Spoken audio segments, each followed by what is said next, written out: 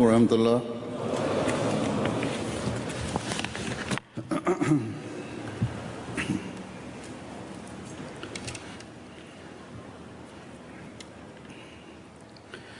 أشهد أن لا إله إلا الله وحده لا شريك له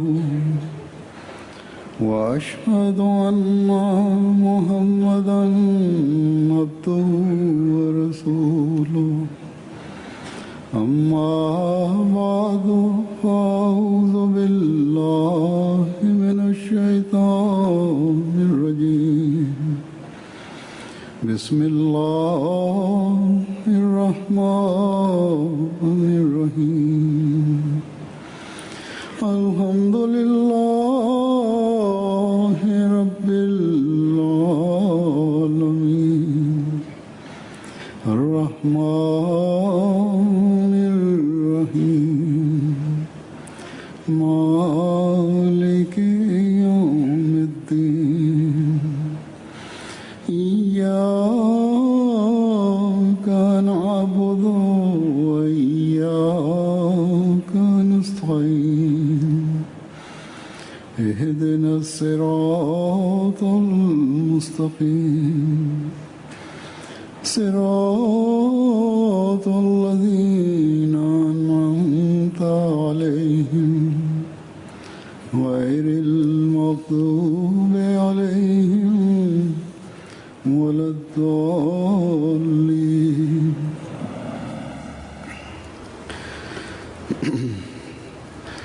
आज अल्लाह ताला के फजल से जमात bugün Allah-u Teala'nın lütfuyla İngiltere Ahmediye Cemaati'nin yıllık celsası toplantısı başlamaktadır. Tabi akşamleyin başlayacak genel olarak. Fakat aslında bu cuma bu celsanın bir parçasıdır. Ve açılışta budur. Onun için bununla alakalı olarak ben bazı sözler söyleyeceğim. Hz. Mesih Mevud Aleyhisselam celsanın temel gayesini şöyle beyan etmiştir.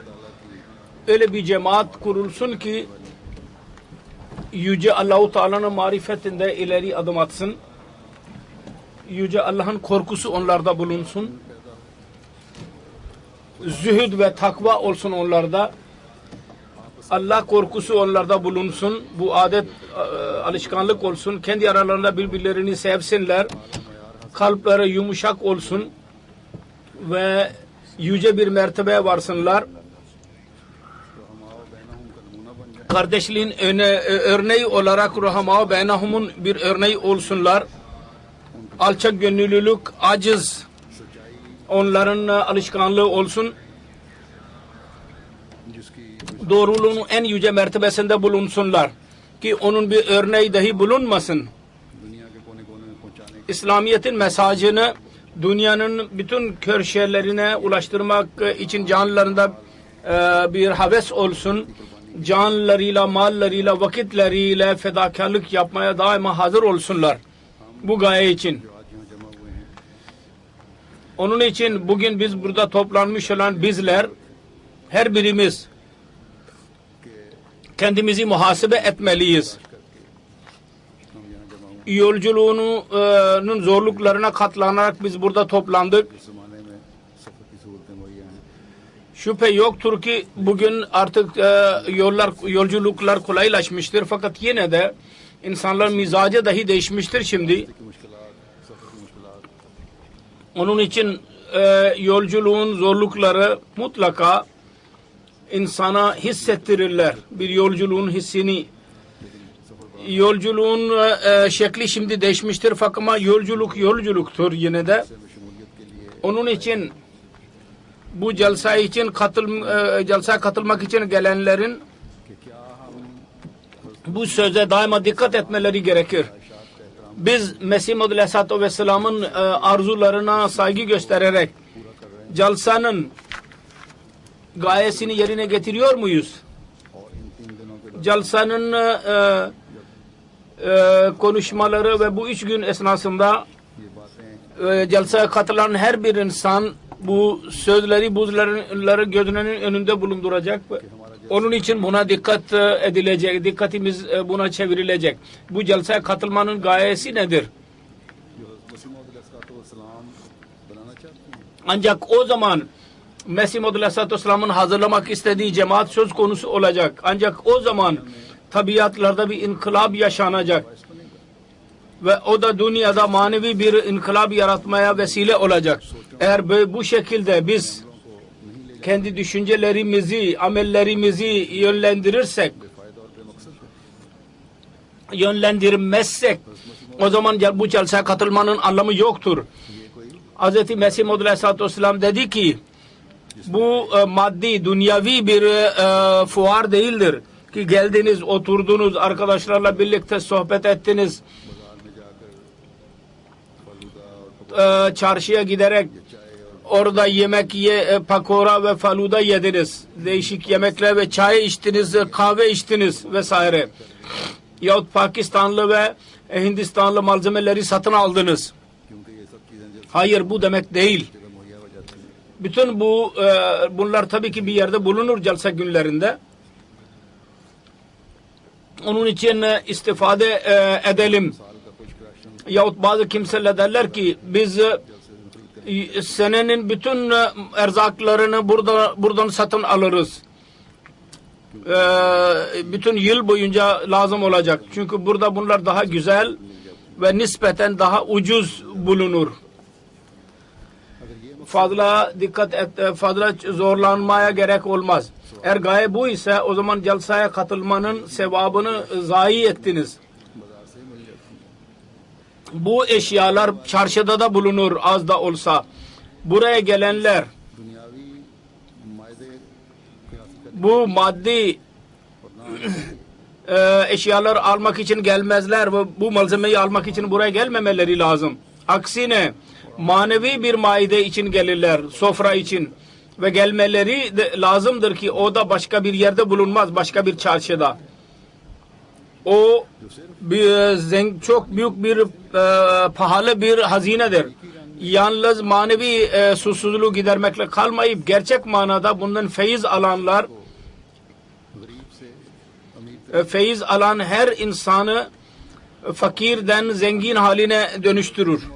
Ve daha sonra bu hazineler Mesih Maud Aleyhisselatü Vesselam'ın bize bahşettiği bu hazineler ve celsa günlerinde değişik programlarda bu hazineler dağıtılmaktadır. Bu gerçek bir Ahmedi bunları elde ettikten sonra diğer insanların susuzluklarını ve açlıklarını gidermenin bir vesilesi olurlar. Bu celseye katılan, onun için her Ahmedi'nin görevidir. Her celseye katılanın görevidir. Eğer onun düşüncesinde bir eksiklik varsa, celsenin gerçeğini tam olarak bilmiyor idiyse, şimdi kendi düşüncesini Hz. Mesih Maud Aleyhisselatü Vesselam'ın arzusuna göre dönüştürerek bu celseden tam olarak istifade etmeye çalışması gerekir. Şu anda ben Hz. Mesih Maud Aleyhisselatü Vesselam'ın celseye katılanlar için ve cemaat hakkında arzuları hakkında bir şeyler söyleyeceğim. Mesih Maud Aleyhisselatü Vesselam ne biçim Ahmedileri bekliyordu, istiyordu ve cemaatin seviyeleri nasıl olmalı? Hz. Mesih Maud Aleyhisselatü Vesselam'ın yazılarını sizin önünüze koyarak tam kelimeler kendisinin olmayacak, ben özet olarak beyan edeceğim. Mesih Maud Aleyhisselatü Vesselam'ın buyrukları celseye katılanlar için söylemişti Mesih Maud Aleyhisselam bunları. Öyle bir yol göstermişti ki insanın hayatı hem dünyasını hem de akıbetini süslemek için bir garanti haline geçebilir. Mesih Maud Aleyhisselam İnnallaha ma'allazine ettekav vellezine hum muhsenun. कि अल्लाह यकीनन उन लोगों के साथ होता है जिन्होंने तकवा Şüphesiz Allah और वो नेकियां बजा लाने वाले हैं। takvayı benimseyenlerle birlikte olur ve onlar daima hayırı iş yaparlar, hayırları yaparlar. Bunu izah ederken der ki takva olmadan başka hiçbir şeyle Allah-u Teala razı olmaz. Onun için bir müminin gayesi bu olsa, Allah-u Teala Rabbimi razı etmeliyim derse, o zaman bunun dışında başka bir yolu kalmaz ki takvayı benimsesin. Bunun dışında bir yol yok kendisi için. Ve takva nedir? Ve hangi yollar üzerinde yürüyerek bir insan takvayı benimseyebilir, elde edebilir? Ve bir Ahmedi Müslüman için takvayı benimsemek niye gereklidir? Onu izah ederken Mesih Maud Aleyhisselatü Vesselam der ki cemaatimizin fertleri için takvayı benimsemek şu bakımdan önemlidir ki onlar öyle bir insan ile alakalıdırlar ve onun biyetine girmişlerdir ki onun iddiası memur olduğunu iddiası vardır. Ve memurun cemaatine katılmanın faydası ancak şudur ki katılmadan önce katılanlar maddiyata yönelik idiler. Her çeşit kötülükler işliyorlardı. Onlardan kurtulsunlar. Ve kötülüklerden necat bulmak, takvaya yolunda yürümek dışında başka bir yolla elde edilemez.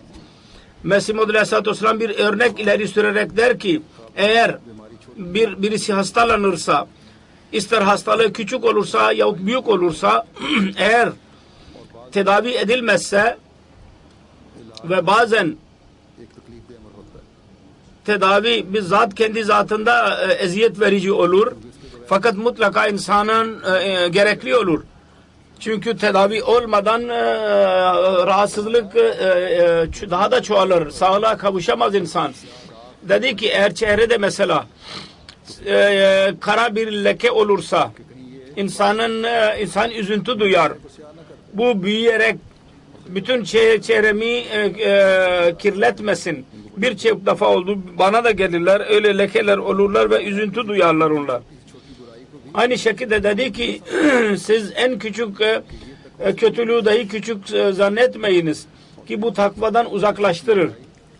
Ve daha sonra bu küçük kötülük büyük günah haline gelir. Ve insanın kalbini kirletir. Onun için üzüntü duyun ve çok üzüntü duyun. Aldırış edin. Önem verin buna. Allah-u Teala nasıl Kerim ve Rahim ise aynı şekilde o muntakimdir aynı anda. Bir cemaati görür ki onların iddiası ve sözleri çoktur. Fakat ameli durum öyle değildir. O zaman o öfkelenir. Onun için ameli durumlarınızı düzeltmek için her Ahmedi çaba sarf etmeli ve çaba sarf etmesi gerekir. Bu çok büyük bir uyarıdır. Mesih Maud Aleyhisselatü Vesselam'ın buyurduğu. Bugünlerde çok dua edin. Dua fırsatını size Allah Teala vermiştir. Yüce Allah Teala bize gerçekten istediği gibi bizi yapsın. Nasıl istiyorsa. Bugün biz Müslümanların durumuna bakıyoruz. Daha da korku duyarız. Bizim bir ehliyetsizlikten ve kötülüğümüzden öfkelenerek Allah-u Teala bizi gazap indirmesin. Mesih Maud Aleyhisselatü Vesselam bir örnek ileri sürmüştür. Kötülükler başlayınca sözde ve fiilde tezat söz konusu olunca o zaman Yüce Allah mümin olarak adlandırılanları kafirler vasıtasıyla ceza verir. Dedi ki tarih buna şahittir. Birçok defa Müslümanlar kafirler vasıtasıyla öldürüldüler.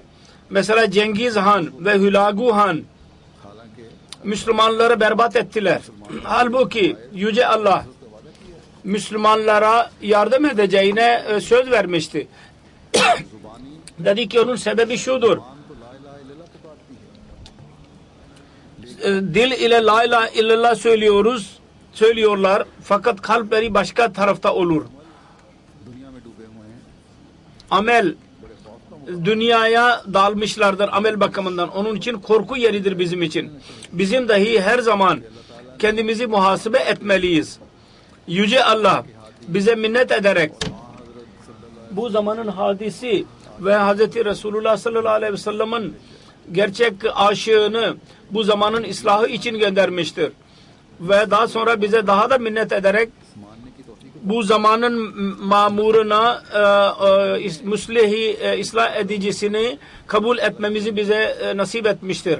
Eğer biz teveccühümüzü Allah-u Teala yönlendirirsek Allah korusun biz de kudret yasasının altında ezilebiliriz.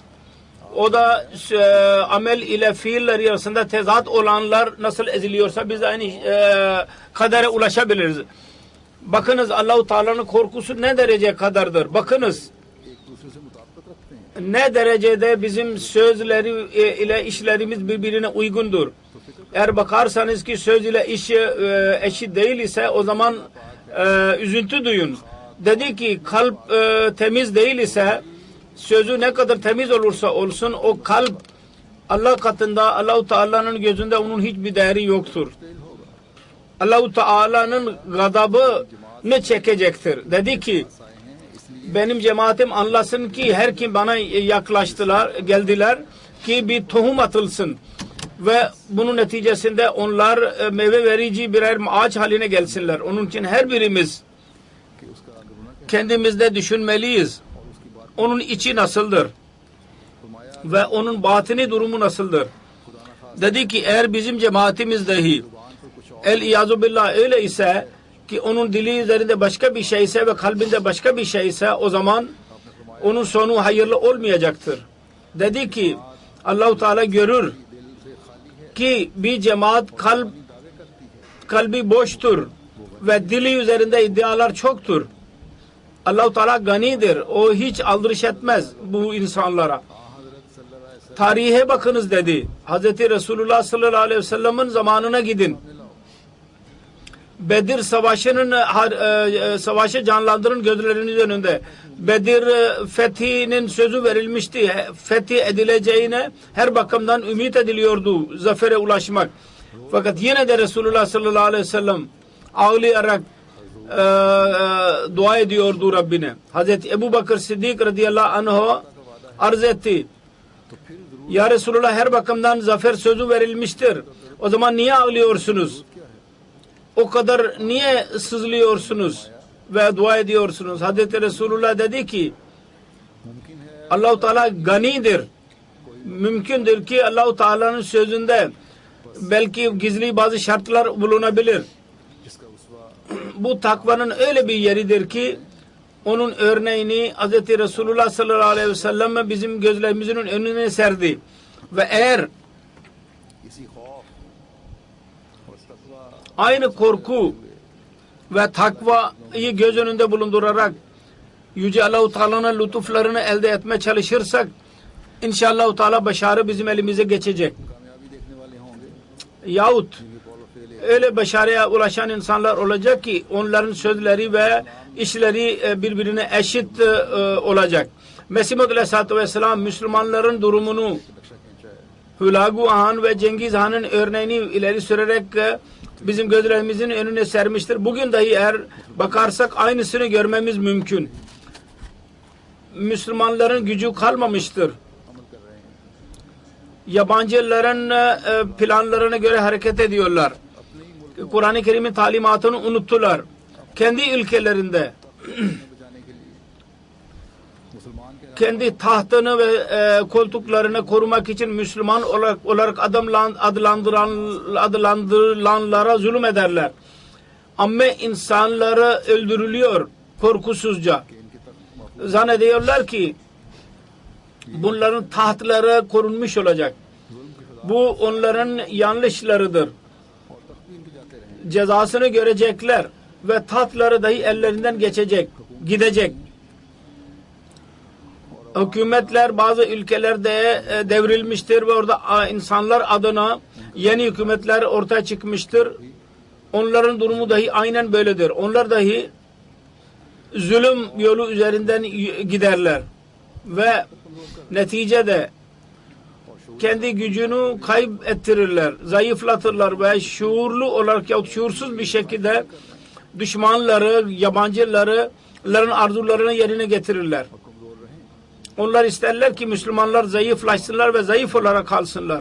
Ve onların kaynakları, Müslümanların kaynakları düşmanların eline geçsin. Yüce Allah'tır ancak ümmeti Müslüme'ye akıl veren, onun için de dua edin. Kısacası ben şundan bahsediyordum ki Mesih Maud Aleyhisselatü Vesselam kendisine inananların nasıl olmasını istiyordu. Ve onun için ne gibi buyruklarda bulunmuştur, sözler sarf etmiştir, beyan edildiği gibi asıl o gaye o yüce mertebeye ulaşmanın yolu takvadır. Bu konuyu daha da izah ediyorum. Dedi ki daima görmeliyiz. Biz de takva ve taharete ne kadar ilerledik. Bunun ölçüsü Kur'an-ı Kerim'dir. Yüce Allah muttakinin alametlerinden bir alametini şöyle beyan etmiştir. Allah-u Teala muttakileri dünyanın mekruhatından uzaklaştırarak onun işlerini kefil olur. Mesela dedi ki وَمَنْ يَتَّقِ اللّٰهَ يَجَلْ لَهُ مَخْرَجًا وَيَرْزُقُهُ مِنْ حَيْثُ لَا يَحْتَسِبُ. Her kim Allah-u Teala'dan korkarsa Allah-u Teala her musibete onun için bir yol çıkarır ve öyle rızık verir, öyle yollardan ki hiç bilmez, o bilmediği yollardan kendisine rızık verir. Bu da bir alamettir, muttakinin bir alameti. Allah-u Teala muttaki takva sahibine fazla muhtaç bırakmaz. Fiilen bir dükkan sahibi zanneder ki yalancılık dışında işi yürüyemez. Onun için mutlaka yalan söyler ve yalan söylemekten durmaz. Ve yalan söyleme mecbur olduğunu ileri sürer. Fakat bu emir, bu iş asla doğru değil. Allah-u Teala muttakiye kendisi kefil olur ve koruyucu olur. Ve bu gibi yollardan kendisini uzaklaştırır, korur. Yalan söylemesine izin baki kalmaz. Allah-u Teala dedi ki unutmayınız, birisi Allah-u Teala'yı terk ettiyse Allah-u Teala da onu terk etmiştir.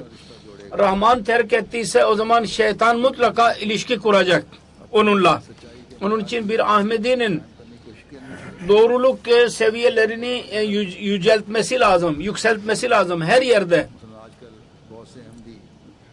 Mesela bugünlerde birçok Ahmedi iltica ederler ezul olarak Avrupa ülkelerine ve bazen bazı insanlar yalan söylerler. Halbuki eğer doğru söylenirse Pakistan'da Ahmedilerin durumunu anlatılarak ricada bulunulursa etkisi mutlaka olur. Ben her kime doğru söylemesine söylediysem, nasihat ettiysem vakiller hikaye uydurmasanlar doğruyu söyle. Senin hislerin neyse onu beyan et. Durumu nasılsa onu beyan et dedim. Onların ilticaları kabul oldu Allah-u Teala'nın lütfuyla. Pakistanlı Ahmedilere zulüm edilmektedir ve kesinlikle zulüm edilmektedir. Hiç şüphe yoktur. Ve zulümler şimdi sona ermiştir. Fakat bu zulümlerin hikayeleri eğer doğru bir şekilde dahi anlatılırsa ve yalancılıktan uzak durulursa Allah-u Teala'ya tevekkül edilirse o zaman yine de gaye ulaşılabilir. Bu kavimde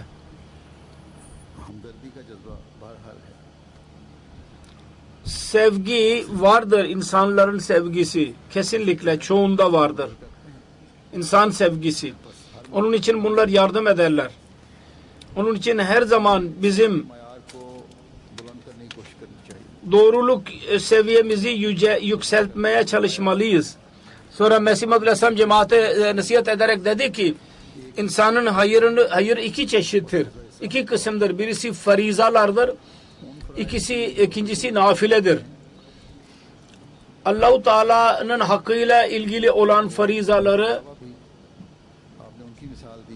farizalar dışında dahi Mesih Muhammed Aleyhisselatü Vesselam hukukul ibadın örneğini dahi ileri sürmüştür. Bunda dahi fariza ve nafile vardır. Farz ve nafile ve bu farzlarda dedi ki insana farz edilen farzlar, mesela borç ödemek, birisi borç aldıysa onun hemen ödemesi lazım. Yahut hayıra mukabil hayır yapmak, bu bir Müslümana ve amidi bir Müslümana farzdır. Dedi ki bu farzlar dışında her hayır ile birlikte nafile dahi vardır. Yani öyle hayır ki bir insanın görevinden daha fazla olsun. Hayır yaptı, hayırın mükafatını verdi, borç aldı, borcu ödedi. Bu farz idi. Fakat bunun nafilesi şudur ki biraz daha fazla versin. Ve peygamberler daima bu sünnete bağlı olurlar ve Hz. Resulullah sallallahu aleyhi ve sellem'in örneği bizim gözlerimizin önündedir. O en fazla buna aldırış ederdi. İhsana mukabil ihsan dışında diğer fazla ihsan etmek bu nafiledir. Şimdi eğer birisi birisine ihsan ederse ihsanın bedeli ihsan edilerek verilebilir. Bu farzdır. Allah-u Teala dahi bunu beyan etmiştir. İhsana mukabil ihsan edin. Ancak bu farz üzerinde nafile ancak ihsandan daha fazla ihsan edildiği zaman nafile olacak. Dedi ki eğer bu olursa bu öyle bir ameldir ki farizaları, farzları tamamlar ve daha fazla sevap verdirir. Hadise göre bu öyle insanlardır ki o yüce mertebe sahiptirler. Onların elleri ve ayakları Allah olur. Hatta Allah-u Teala der ki onların dili ben olurum ve o benimle konuşurlar. Yani onların her işleri ve sözleri Allah-u Teala'nın rızası uğruna Allah-u Teala için ve Allah-u Teala'nın olur. Öyle kötü iş yapmazlar. Allah-u Teala'yı öfkelendiren. Bu hedef budur. Mesih Muhammed Aleyhisselatü Vesselam'ın bize biyetine girdikten sonra bizim önümüze koymuştur ve biyetin hakkını biz ancak bu hedefe ulaşmak için çaba sarf ettiğimiz zaman yerine getirerek biz onu tamamlayabiliriz. Dedi ki bunu elde etmek için mücahede gereklidir. Çaba gereklidir. Bir gecede bu elde edilemez. Bunun için hissi nefsani hislerden uzaklaşmak gerekir. Nefsani hisleri bırakarak Allah-u Teala'nın iradesine tabi olmamız lazım. Çaba sarf etmemiz lazım ki benim hiçbir işim ve sözüm caiz olmayan olmasın. Allah-u Teala'nın rızasına tabi olsun. Bu olursa günlük birçok zorluklardan insan kendisini korumuş olacak. İzah etti ve dedi ki insanlar ancak Allah-u Teala'nın rızası aleyhinde bir iş yaptıkları zaman zorluğa girerler. O zaman Allah-u Teala'nın rızasına tabi olmazlar. Kendi rızalarına tabi olarak yürürler. Mesela öfkelenerek. Öyle bir iş yaparlar ki mahkemelere düşerler. Cezaevlerine düşerler. Ama eğer birisi irade ederse ki Kitabullah'ın rızası olmadan, onun izni olmadan hiçbir hareket yapmayacağım, iş yapmayacağım, hiçbir amel işlemeyeceğim ve her konuda Allah-u Teala'nın kitabına bakacağım. O zaman Allah-u Teala'nın kitabı dedi ki kötülüklerden uzak durmamıza bize nasihat edecek. Yoksa eğer Allah-u Teala'nın kitabını terk ederek kendi hislerimize tabi olmaya çalışırsak zarara girersiniz. Onun için memur minallah'a beyat ederek muhasebe etmemiz lazım kendimizi. Her konuda biz Kitabullah'a mı danışıyoruz? Yahut nefsimize mi danışıyoruz? Eğer bizim nefsimiz bizi Kitabullah'ın yolundan uzaklaştırıyorsa o zaman kendimizi düşünmeliyiz. Özellikle bu celsa günleridir. Salavat, istiğfar çok okumalıyız ki biz kendi ıslahımıza yönelelim. Kendi arzularımızı ve hislerimizi Allah-u Teala'nın izlerine tabi yapmaya çalışmak için dua etmemiz lazım. Ki Mesih Maud Aleyhisselatü Vesselam'ın biyetinin hakkını verenler olalım. Hz. Mesih Maud Aleyhisselatü Vesselam kendi cemaatinin yüce mertebelere ulaşmak için bazı buyrukları vardır. Onları hepsini kapsamak şu anda mümkün değil.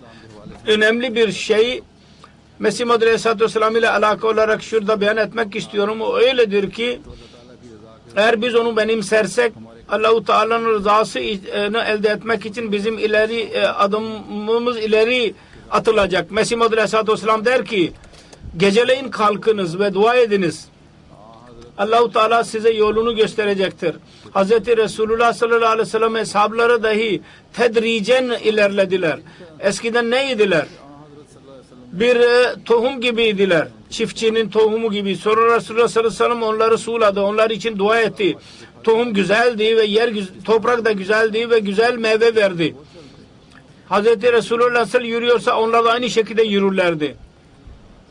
Gece ve gündüzü beklemezlerdi. Sizler tövbe edin içtenlikle, teheccüd için kalkın, gece namazı için. Dua edin, kalbinizi ıslah edin, zaaflarınızı uzaklaştırın zaaflarınızdan. Ve Allah-u Teala'nın rızası uğruna göre sözünüzü, amelinizi yapın. Unutmayınız ki her kim buna bağlı olursa ve ameli olarak dua ederse ve fiilen Allah-u Teala'nın önünde eğilirse onun önüne Allah-u Teala ona lütfedecek ve onun kalbinde bir değişiklik yaratacak. Allah-u Teala'dan ümitsizliği olmayın. Yüce Allah'tan. Farsça bir şiir okudu. Zor değil bu yol. Biz veli mi olmak istiyoruz derler bazı kimseler. Yazık, onlar kader dair vermediler. Tabii ki insan Allah-u Teala'nın velisi olmalı. Eğer doğru yol üzerinde yürürse Allah-u Teala dahi ona yürüyecek. Ve sonunda bir yerde buluşacaklar. Ona göre hareket yavaş olursa Allah-u Teala'nın hareketi çok hızlı olacak. Bu ayet buna işaret eder. وَالَّذِينَ جَاهَدُوا ف۪ينَا لَنَهْدِيَنَّهُمْ سُبُلَنَا. Her kim bizim hakkımız, bizim yolumuzda çaba sarf ettilerse biz mutlaka onlara yollarımıza hidayet veririz. Ben bugün nasihat ettiğim ne sözler varsa hepsini hatırınızda tutun ki bunlar necaat vesilesidir. Allah ile ve halk ile öyle alaka kurmalısınız ki Allah-u Teala'nın rızası söz konusu olsun onlarda. Bundan siz ve ahirine minhum lamma yelhaku behimin misdakı olacaksınız. Bu ayet-i kerimenin misdakı. Yani bu sizin üzerinde size uygulanacak bu ayet o zaman. Emirül Müminin diyor ki bu birkaç gün bizim elimize geçti celsa için ve daha önce de Ramazan geçti birkaç gün önce. Biz Allah-u Teala'nın rızası elde etmeye çalıştık Ramazan'da. Celsa günlerinde bilgisel ve terbiye bakımından Kur'an ve hadis ve sünnete tabi olarak sözler dinleyeceğiz. Yüce Allah-u Teala'nın zatının idrakı ve onunla alaka kurmak birçok insana daha fazla dikkatleri buna çevrilecek. Dikkatleri çekilecek buna. Bu bilgi ile amelimizi dahi parlatmamız lazım. Elde her ne ettiysek onu korumak ve ondan feyiz almamız gerekir. Her amelimizde devam lazım. Hayırlı amelde. Bu celsayı dahi bu bereketleri toplamak için Allah-u Teala'nın bir lütfu saymalıyız. Allah-u Teala bize bunu nasip etsin. Amin. Düzenleme bakımından bazı sözler söylemek istiyorum.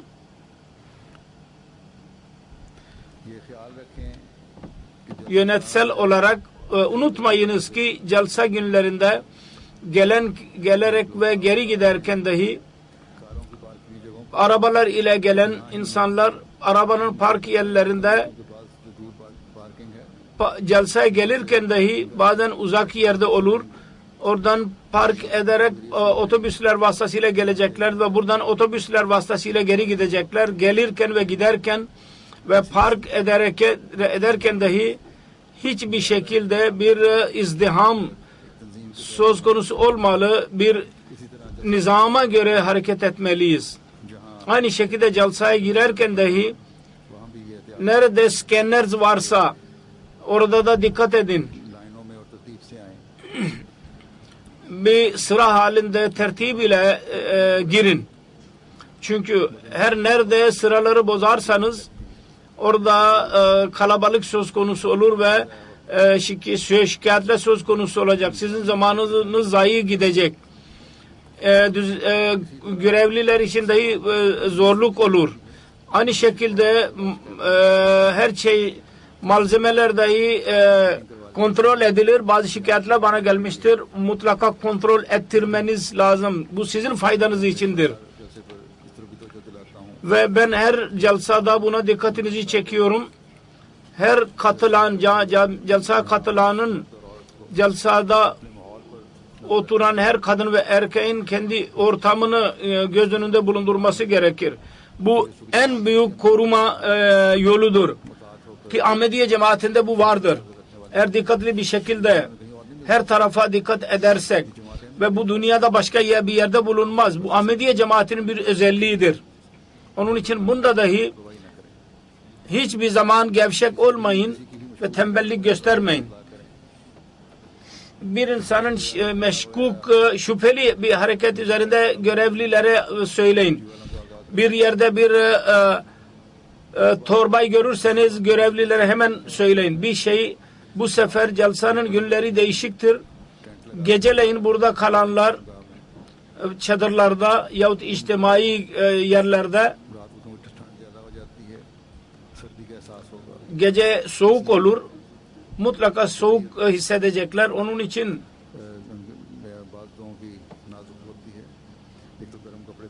bazı kimseler nazik mizaçlı olurlar. Kalın giyinin ve burada yorganlar vardır. Onları dahi elde etmeniz lazım. Eğer elinizde yoksa onları da alabilirsiniz. Bir iki sene bu zorluk vardır. Ondan sonra tam zamanına gelecek. Celsa kendi günlerinde toplanacak. Ben görevlilere daha önce de söylemiş bulunuyorum. Görevleri nedir? Misafirlere misafirperverlik yapın. Her şube olduğu gibi hiçbir karşılık beklemeden hizmet etsin. Sonra temizlik konusunda da ve özellikle tuvaletler konusunda şikayetler çok olur. Eğer genel olarak değil ise de bazı tabiatlar öyle güzel olur, zerrecik pisliğe tahammül edemezler. Onun için bu tuvaletleri temiz etmek görevlilerin görevi olduğu gibi insanlar dahi dikkat etmelidirler. Kullandıktan sonra temizledikten sonra dışarı çıksınlar. Bu sefere ayrı bir takım görevliler vardır. İnşallah daha güzel düzenleme olacak. Fakat yine de temizlik olmalı. Çünkü temizlik dahi unutmayınız az bir şey değil. İmanın bir parçasıdır. Resulullah sallallahu aleyhi ve sellem bunu beyan etmiştir. Onun için bu mümin her bakımdan kendi imanının yüce derecesini yükseltmeye çalışmalı. Ve en fazla şu ki Mesih Muhammed Aleyhisselatü Vesselam'ın buyurduğu gibi cemaatin üyelerinin dikkatini çekmiştir. Namazlar ve nafile ve dualara yönelin. Bu günlerde özellikle salavat okuyun, nafile dualar okuyun. Çok fazla dikkat edin buna. İçtimai teheccüd, gece namazı vardır. Burada kalanlar, evdekiler evlerinde teheccüd namazına kalkmaya çalışsınlar. Teheccüd namazına kalksınlar. Ki Yüce Rabbimiz İslamiyet'in ve Ahmediye cemaatinin ilerlemesini sağlasın. Bize göstersin. Pakistanlı Ahmedilere dahi dua edin. Onlara aşırı derecede zulüm edilmektedir söylediğim gibi. Dün dahi orada bir adam Ahmedilerin birisi şehit edilmiştir. Ve başka birisi dahi yaralanmıştır. Allah-u Teala'nın lütfuyla korundu. Diğer dünyanın Ahmediler nerede dünyada varsa zulüm ediliyorsa dua edin. Allah-u Teala zalimleri yakalasın. Ve dünya Hz. Resulullah sallallahu aleyhi ve sellem'in tam aşığını tanısın. Şu anda söylediğim gibi bir şehadet olmuştur. Bu şehidin cenazesini biz kılacağız. Cenaze, gayb cenazeni ve başka cenazeleri dahi vardır. Cenazeler. Bu şehit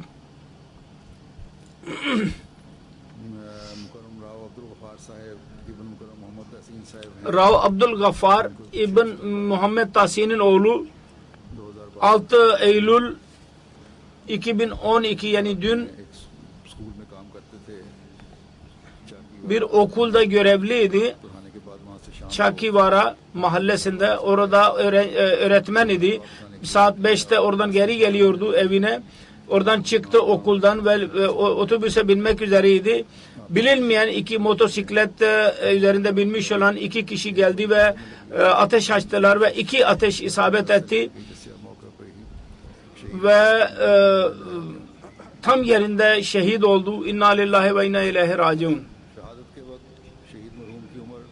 Şehadet zamanında şehit 42 yaşındaydı. Şehit merhum 2012 Ocak'ta vasiyet olmuştu. Vasiyetin çandasını veriyordu. Cemaat hizmetleri vardı. Zaim Ansarullah idi halkada. Tarikatın sekreteriydi. Çok ihlas sahibi bir Ahmediydi. Karakteri güzel ve davet ilallah'ın çok isteği vardı. Cemaat ailesi de cemaate çok bağlı. Dua eden birisi, hilafeti seven bir insan.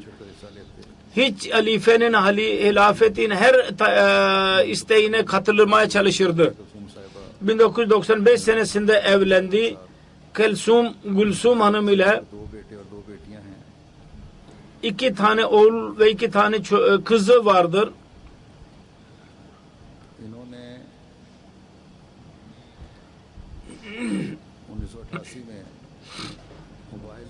1998 senesinde mübahalenin neticesini görerek Ziyaul Hakk'ın sonunu görerek kendisi ve karısı da cemaate katıldı. Annesi daha önce Ahmedi olmuştu ve onun vasıtasıyla cemaat tanındı bu ailesi de ve ilerledi. Onun kız kardeşi der ki ben 8 sene önce bir rüya gördüm. Bu abime bir kurşun aldı ve öldü ve sonra yaklaştığım zaman yaşlı olduğunu gördüm. Hayy olduğunu, diri olduğunu. Tabii ki bu şehadet idi. Allah-u Teala şehit beyan etmiştir. Hiçbir zaman ölmez ve ona ölü demeyin demiştir Allah-u Teala. Aynı şekilde bir rüya kızı dahi gördü ve karısı dahi gördüydü. Onun şehadetiyle ilgiliydi. Karısı gördü ki kendisine rüyasını anlattı ve dedi ki eğer ben şehit olursam sen ağlamamalısın. Aynı şekilde onun dostları anlatıyorlar ki pazar günü Ahmediye Hal'da Karachi'de bir toplantı vardı. Geri döndü ve dostlarım diyordu ki herkes ölecek. Fakat ben istiyorum ki Allah Teala bana şehadet nasip etsin. Yüce Allah şehit merhumun derecelerini daha da yükseltsin. Onun bir oğlu Cami Ahmediye'dedir Rabvata. İkincisi lisededir. Sonra 10 yaşında bir kız vardır. Ve 7 yaşında bir kız vardır. Onun nesillerinde de Allah-u Teala hilafete bağlılık Allah-u Teala onlara nasip etsin. İkinci cenaze kaybı ben kıldıracağım. Sahibzade Kudsiye Begum'un cenazesidir. Hazreti Seyyida Nevab Amatul Hafiz Begum'un Hazreti Nevab Abdullah Han'ın kızı idi. 1927'sinde doğdu Haziran'da ve 1 Eylül'de Tahir Heart Enstitü'de vefat etti. İnna lillahi ve inna ileyhi raciun. Kendi çocukluğu Kadiyan'da geçti. O temiz ortamda. Orada yetişti. Orada tahsil gördü. Pakistan kurulduktan sonra 20 yaşındaydı. Kadiyan'dan hicret ederek Lahor'a geldiler. Ve Kadiyan'da dahi Nasırat'ta ve Lacnat'ta bazı hizmetlerde bulundu. Burada dahi hizmetleri vardır. Mirza Gulam Kadir şehidin annesiydi. Yazıyor, diyor ki bir yazısında beyan etmem lazım diye düşünüyorum. Diyor ki Gulam Kadir Şehid'in şehadetinden sonra eski bir kağıt önümdedir. 12-15 sene eskidir. Bunun üzerinde bir dua yazılıdır. Ben onu şiire dönüştürmeye çalıştıydım. Ama ben şaire değilim. Ben söyleyemedim. İki şiir hazırladığım iki şiir şöyledir. Birbirinden daha fazla aydın olsunlar yıldızlar gibi. Nesilleri dahi vekar sahibi olsun. Ya Rabbi benim duamı kabul buyur. Belki bunda vezin yoktur. Fakat hislerdir. Benim nesil olarak şöyledir. Ya Rabbi daima ben dua ettim. Benim çocuklarım sana feda olsunlar. Zamanı gelince dünya onları senden uzaklaştırmasın. Eğer senin lütfun olmasa insanın arzusunun anlamı yoktur. Senin lütfun olmadan hiç kimseye bereket toplayamaz. Ya Rabbi benim duamı kabul et ve birbirinden daha fazla aydın olsunlar benim oğullarım. Yıldızlar gibi parlasınlar. Diyarların fahrı bunlardan nesli olsun. Ya Rabbi benim çocuklarıma bereket, iradet ve saadet yaz. Şehit çocuğumun ölümünden önce bu nasıl ben dua ettiydim, kabul edildi. Birkaç dakika saniye için korktum, ağladım. Ya Rabbi ben bir fedakarlık istedim. Sonra dedim ki Ya Rabbi ondan ve benden fedakarlık isteme. Ben dua ettim. Ya Rabbi çocuğuma uzun ömür ver. Ben ne bileyim ki benim duam kabul olmuştur. Gençliğinde Allah-u Teala özveri almak istiyordu. Benim gençliğinde benim oğlumu benden alacak. Ben ona razıyım. Oğlunun şehadetinde büyük sabır gösterdi. Ben kendim ona şahidim. Büyük sabır gösterdi. Ben başsağlığı dilemek için yanına gittim. Gülümseyerek Kadir Şehid'in güzelliklerinden bahsetti ve hafsala gösterdi. Benimle mektuplaşırdı daima. Son mektup bana yazdığı mektupta dedi şu cümle vardı. Yüce Allah bana ve benim evladıma takva nasip etsin. Ve Mesih Muhammed Aleyhisselatü Vesselam'ın dualarına varis olalım. Ve Mesih Muhammed Aleyhisselatü Vesselam'ın nesli olmanın hakkını verelim. Dua edelim ki bu dua onun bütün ailesi için ve evladı için kabul olsun.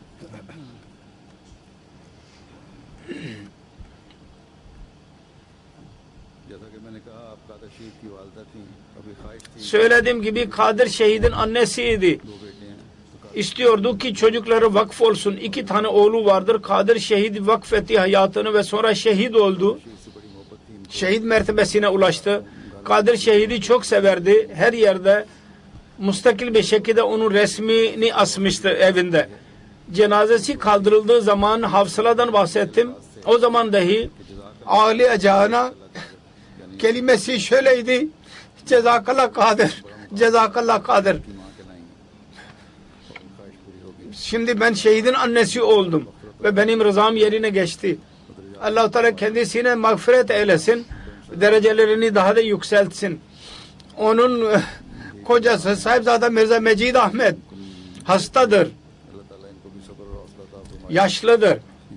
Ona da Allah-u Teala sabır ve hafsala versin. Onun evladını dahi söylediğim gibi hayırını devam ettirmeleri nasip etsin.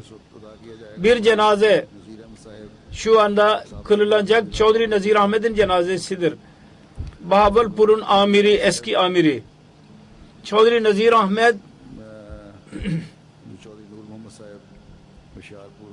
Çodri Nur Muhammed Huşyarpur'da kalıyorlardı. Onun oğluydu. 1933 senesinde doğdu ve 28 Ağustos'ta vefat etti. BSc yaptıktan sonra kanal şubesinde, su şubesinde görevliydi. 65'ten 67'ye kadar kayıt görevini yaptı. 75'ten 80'e kadar ve 2004 senesinde amir, Bahawalpur'un amiri görevini yaptı, amir olarak. 2004 senesinde hicret ederek Rabvah'a geldi. Rabvah'ta muhalefete dahi ile karşılaştı. Onun bir defterin bir yazısı var. Büyük bir muhalefet başladı. O günlerde Bahawalpur'da Beşir Bey'in petrol istasyonuna bakardım. Çünkü kardeşim hastaydı. 74 fesadı neticesinde Mollalar orada bir insanın bizim petrol pompasına istasyonuna girmesine izin vermezlerdi. Her tarafta koruyucular vardı. Bir Ahmedi geldi. Motosiklet üzerinde onun motosikletini ateşe verdiler. Onu da dövdüler. Küfür ederlerdi ve zulüm ederlerdi. Kısacası bu bakımdan dahi bu Allah-u Teala lütfetti ve bu gibi zorluklara katlandı. Karısı yazıyor.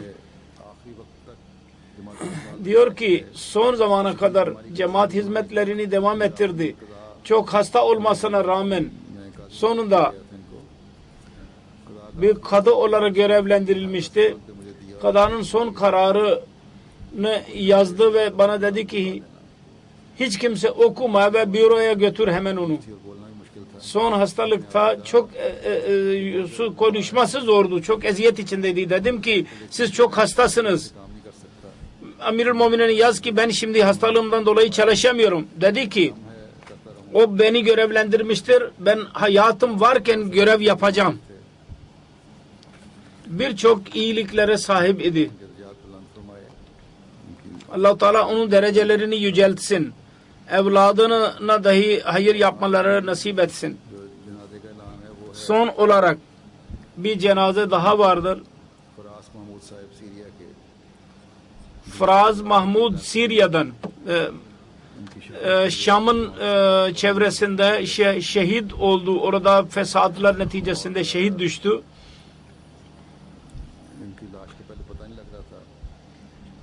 Onun naaşı bilinmiyordu daha önce.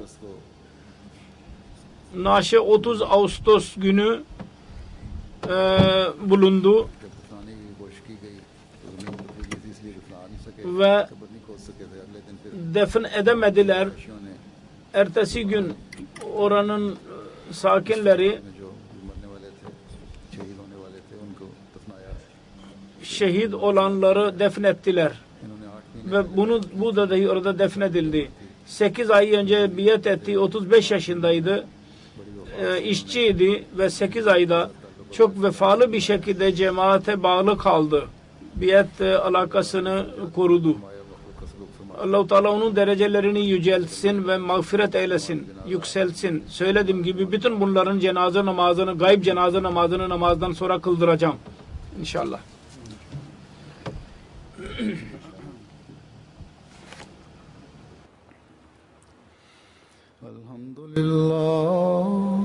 Elhamdülillah nahmaduhu ve nestainuhu ve nestağfiruhu ve nu'minu bihi ve netevekkalu aleyh ve na'udzu billahi min şururi enfusina ve min seyyiati a'malina.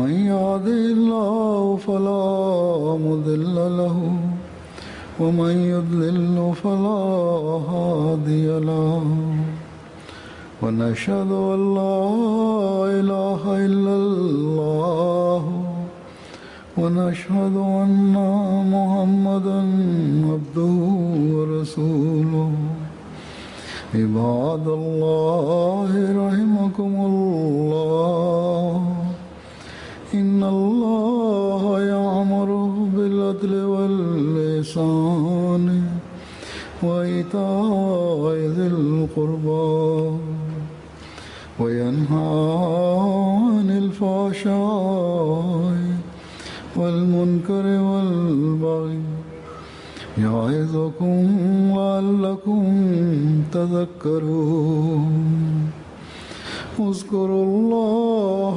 يذكركم وادعوه يستجب لكم ولذكر الله أكبر.